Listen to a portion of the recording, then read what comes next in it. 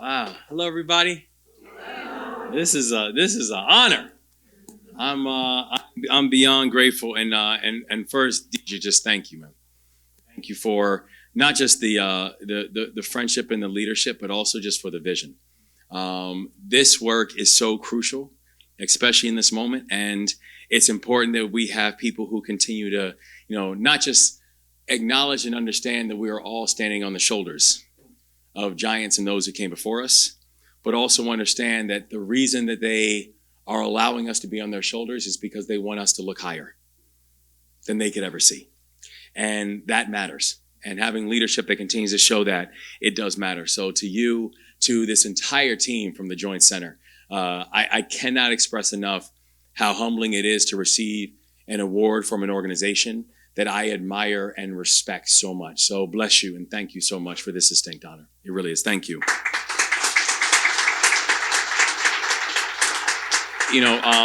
I really am touched to be here also just amongst so many friends.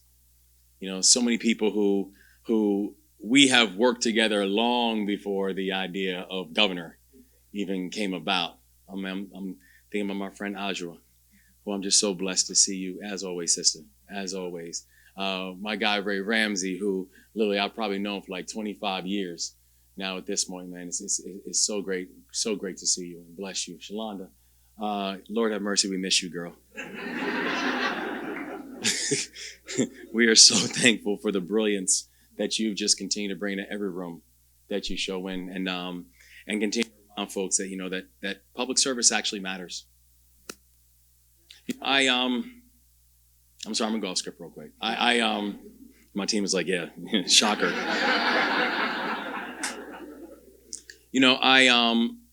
I think about where we even just come from, and Paul, I just want to say what a distinct honor it is. When we were first rapping, and he first asked, would I be willing to do this? And I said, first of all, anything you say, the answer is yes. But also, especially for this organization right now, man. Especially for this organization right now, and I do want to say also, it is true. Your friendship is just absolutely invaluable. I've known him since literally I was in the world of finance. We were both rocking the halls of Citigroup together, and to be doing this work right now. I literally just came from Maryland became the first state in the country that we now have job training centers exclusively focused on supporting federal workers. And we were down just now at the center. It's over in Montgomery County, where they have been open days, and they have now served close to 300 people. People whose job it was to do things like making sure that our planes aren't colliding into one another. People who are doing things like making sure that our food is safe. People who are doing things like making sure they can try to find the cures for cancer. People who are making sure they are doing things like helping our veterans, like myself, like our veterans when they're coming home, making sure they can get the medication that they need. Like public servants. People who actually believe that public service should be something that is selfless, not selfish. People who believe that public service is something that we do in support of other people, not using people as punchlines.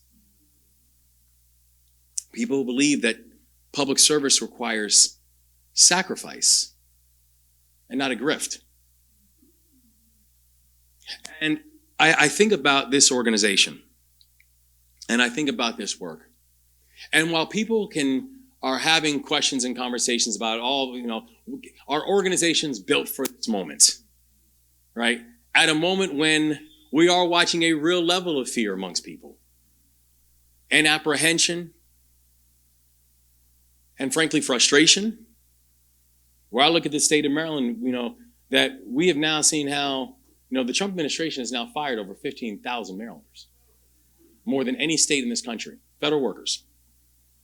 So we've had federal grants denied to the tune of billions, that we have watched every part of our state from Western Maryland, Eastern Shore, now being turned down federal disaster relief support, even though we qualify and justify for it. But you have organizations that people are asking, are they built for this moment? And the answer, the reason that I know the Joint Center was built for this moment is because the Joint Center was built in a moment like this. Because let's be clear, when the founding days of the Joint Center began, it wasn't like it was easy times. The Joint Center was literally founded at a time when we were watching leaders being assassinated, when we were watching new laws, civil rights laws that were just recently passed, but states actively making sure that they were going to skirt against laws. Sounds familiar? That we're watching a great level of tension and uncertainty about, could the American experiment survive? Sound familiar? The Joint Center was built for a moment like this because the Joint Center was built in a moment like this. And it's only because, and I say that when you talk about some of the points in our history, when things have been dire, that there's really only two things that have helped us to make it past those moments. It is God's grace, and it's humble servant leadership. Those have been the only two things that have allowed us to be able to move past really sticky, complicated places in our time's history. People who are willing to say that we will stand on our values, that we will fight for our values, that we will protect our people, that we will make sure that our children are okay, and that our children, that no one is going to ever come back and come after our children, and I don't care what seat that they sit in. People who have understood that in this moment, that we lead. One of those people was Lewis Martin. And that's why it really is an absolute honor to be able to receive an award named after the godfather of black politics. Because this was a man who advised 3 U.S. presidents. This was a man who helped to do some of the most pioneering work around the Civil Rights Act.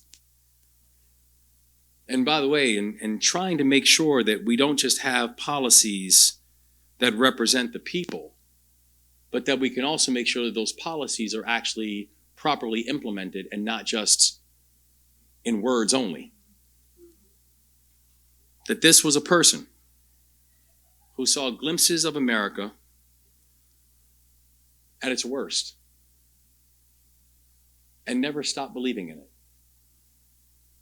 And when I was thinking about this award and this honor and how humbled I am to receive it on behalf of the people of my state, and there's so many people who are in the work right now, it also made me think of another great patriot, and that's my grandfather. And so for a lot of people who might not know, my grandfather was actually the first one on my mom's side of the family who was born in this country. And he was born to 2 immigrants from Jamaica. My great-grandpa, yeah, already. And my great-grandfather, Reverend Josiah Thomas, was a minister. And he was a vocal minister. You know, he was one of these ministers who didn't just teach the word of God, but he also reminded people on earth that they needed to act accordingly. And he started getting a lot of attention, not just from his parishioners, but he started getting a lot of attention from the Ku Klux Klan. And the Ku Klux Klan started threatening my great-grandfather and his family. And one night, he picked up his family and he fled after receiving the last death threat that he said I would ever receive from this group. And he fled and left in the middle of the night. They didn't just leave South Carolina, they left this country, and most of my family always pledged that they would never come back to this country. And most of my family did not. That's why we still have all them aunties and uncles and cousins in Jamaica right now. But my grandfather, you know, he always said, in all of his humility, he always said, this country would be incomplete without me.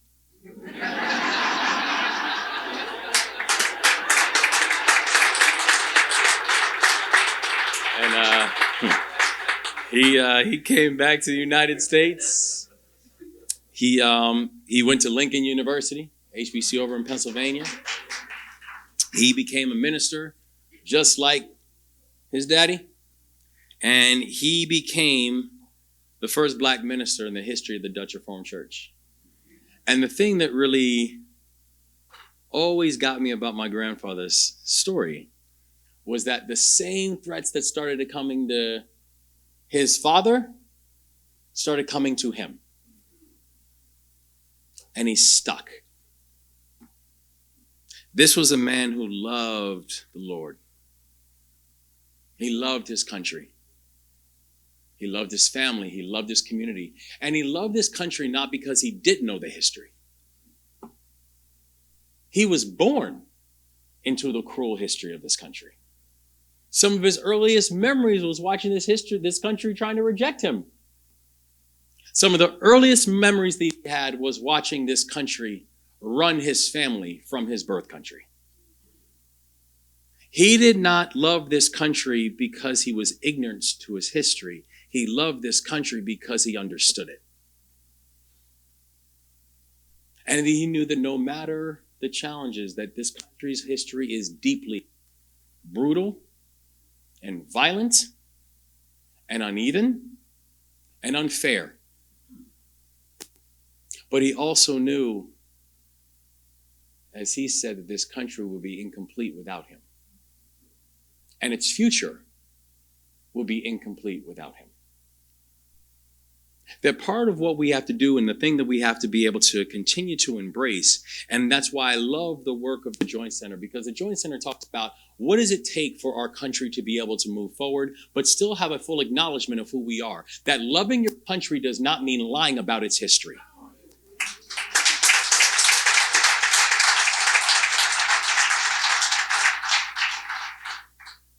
And loving your people does not mean forfeiting their future of a country that we were some of the greatest architects to help build. That I refuse to forfeit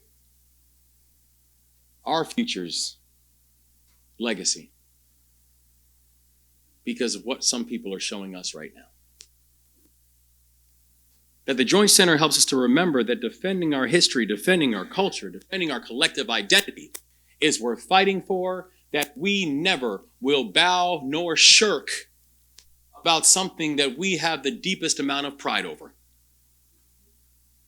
That at a time when we were watching across the country, you were seeing this larger assault that is being led by our leaders. That's trying to do things like coming after our history. Coming after our power. And again, I want to be very clear. When people are coming after your history, it's not because they, as is sometimes reported, that it's like, oh, we don't want people to feel bad. That's not what's going on. The reason that history is being attacked is not because we don't want Americans to feel bad about its history. It's that that what people are saying is they don't want for many Americans to understand the power of our history. Because when you understand your history, you understand your power. It's the reason that every room that I walk into and every room that I want all of our children to walk into. And I tell them, when you walk into a room, you are not in that room because of someone's benevolence. You are not there because of someone's kindness. You are not there because of someone's social experiment. You are in that room because the room was incomplete until you showed up. That's why you're in that room. And the reason I know that is because I know my history. I know the shoulders that I'm standing on. So I will never walk in any room with my head bowed. And so that's why when we're watching things like people trying to ban books and ban histories, that's why I've been very clear, well, in the state of Maryland, we're going to do different. That's why I was very proud to sign legislation that when you're watching some folks on the federal side who are in some of these states who are banning books, well, in the state of Maryland, I signed legislation banning the banning of books. You cannot ban books in my state. Because we know our power and we know our history. That when you're watching some places that are focusing on divesting in black genes, that are focusing on making things like DEI, words that are somehow now illegal. That are focusing on things like trying to pull away from our historically black colleges and saying that the work that they are doing now is somehow unconstitutional. I'm not sure what reading of the Constitution that they're talking about. But what I know is in the state of Maryland, we're going to move different. And we're going to show this a better way. And that's why in our time that I and our state, that we have been very intentional, and we have made historic investments, invested in just 2 years, invested over $1.3 billion in Maryland's HBCUs, historic number of investments in our HBCUs, a 60% increase of my predecessor, unapologetic, and we are just getting started.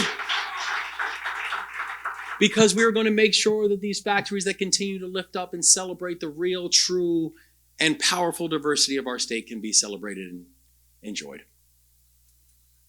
That we know that I did not create a single one of our HBCUs in Maryland.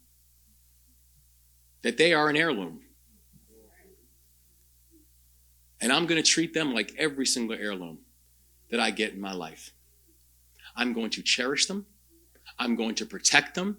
I'm going to invest in them, and I'm going to make sure that when it's time to pass it on to the next generation, that they are getting something just as beautiful, if not more beautiful, than what I inherited. That's the responsibility I have to our HBCUs, and I'm going to keep it. That we had made sure that while we are watching support for not just MBEs, but black-owned businesses, that people are now saying that that is now somehow illegal. That we cannot be intentional about supporting our black-owned businesses because, you know what, hey, you know, that's picking winners and losers, which I still find such to be an ironic argument. I'm sorry, what has this country been doing for the past hundreds of years? But I digress. And it's the reason that we have said we are going to focus on things like procurement reform and making sure that we can have state contracts that actually reflect the population that actually lives inside of the states. And why we focused on making sure we had procurement reform inside of the state of Maryland. And now, just since I've been the governor, we have now invested over $800 million in black-owned businesses alone in the state of Maryland, creating new pipelines and pathways, using utilization of state dollars in order to ensure economic prospects for work, wages, and wealth for black Marylanders as well as other Marylanders as well, and not leaving people behind.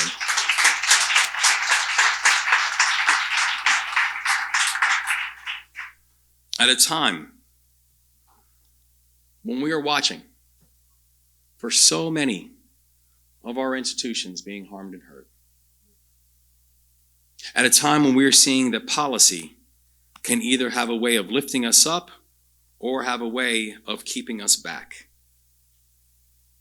We are making sure that in our state we're showing that there actually is a better way.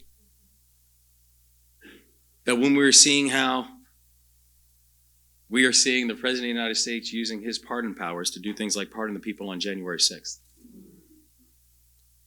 One of the great things about being a governor is that there are 51 people on the planet that have the unique ability to pardon.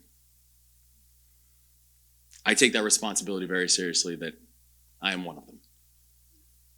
And that's why when we saw things like Maryland having a legal cannabis market, that we now have a new billion-dollar industry in the state of Maryland, but I still had people who could not get barber's licenses. That we now have a new thriving industry that is creating new millionaires within my state, but I had people who still couldn't get student loans because of a misdemeanor cannabis conviction from 1981.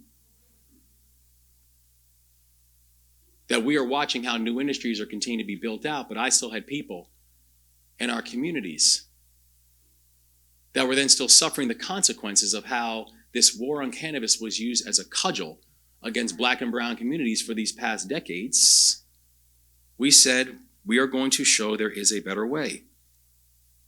And it is why I very proudly use my pardon abilities to be able to sign the largest mass pardon in the history of the United States of America when I pardoned over 175,000 misdemeanor cannabis convictions in the stroke of a pen.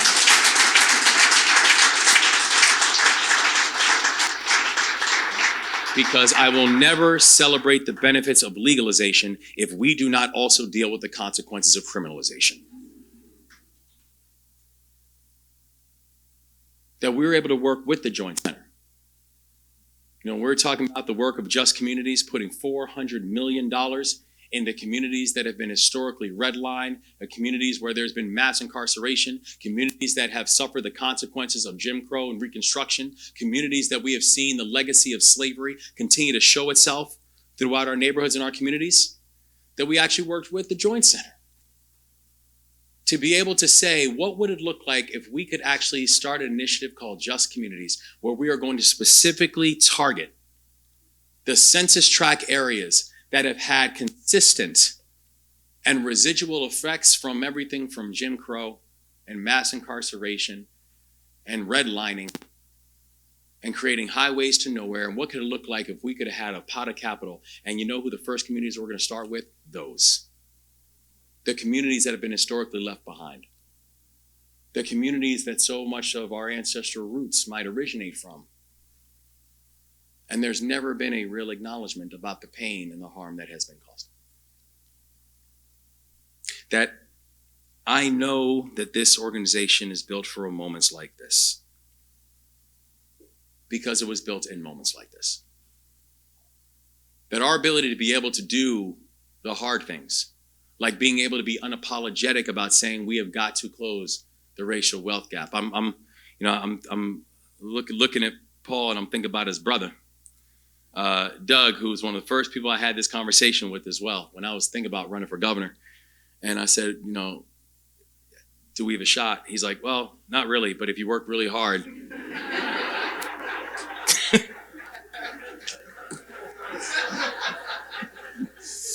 But he said, but listen, I'm going to tell you, man, I actually think you have a unique shot, and I'm going to rock with you. And he did. And he was truly one of the core architects of making sure that we could go from literally starting to poll at 1%, where I'm not voting was polling higher than Westmore. I mean, it was a very humbling experience, y'all. To then becoming the 63rd governor of the state of Maryland, the first black governor in the history of the state.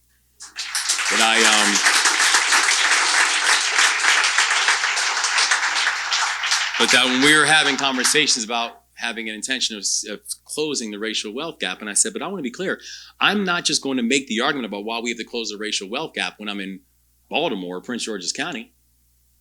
I'm going to make it everywhere around the state. And you know why? Because I know the data's on my side. That the racial wealth gap has cost this country $16 trillion in GDP over the past 2 decades. That's not GDP of a group. That's GDP.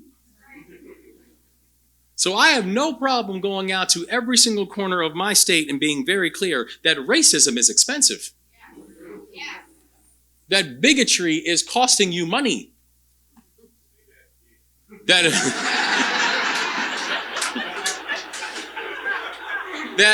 part of the thing that does get us about so many of the policies that we are seeing right now. And listen, I do understand this is not technically a political, so I'll everything that I'm saying, this is not on behalf of the Joint Center. This is on behalf of Westmore.